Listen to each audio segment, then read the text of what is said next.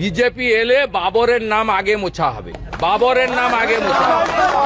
যারা মুসলিম লীগকে চান তারা জোড়া ফুলে ভোট দেবেন, যারা মুসলিম লীগকে হাঁটাতে চান তারা পদ্ম ফুলে ভোট দেবেন। সোজা বাংলা হিসাব আপনাকে বলে দিই, 349 টাকা লাগে রিচার্জ করতে। এই টাকাতে কিচ্ছু হয় না। লোক চাকরি চায়, লোক শিল্প চায়, লোক টাটাকে ফেরানো চায়, এমপ্লয়মেন্ট এক্সচেঞ্জ তুলে দিয়েছেন আবার চালু হোক চায়।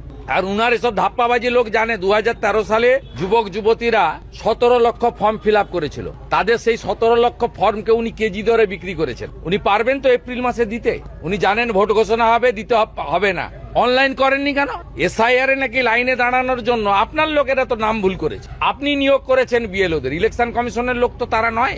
আপনি বিএলও পাঠিয়েছেন আপনার সরকারি কর্মচারীরা, তারা আমাদের নামের বানান ভুল, পদবীর বানান ভুল করেছে। তারপরে লোককে বাধ্য করিয়েছে লাইনে দাঁড়াতে, এসআইআর এর লাইনে।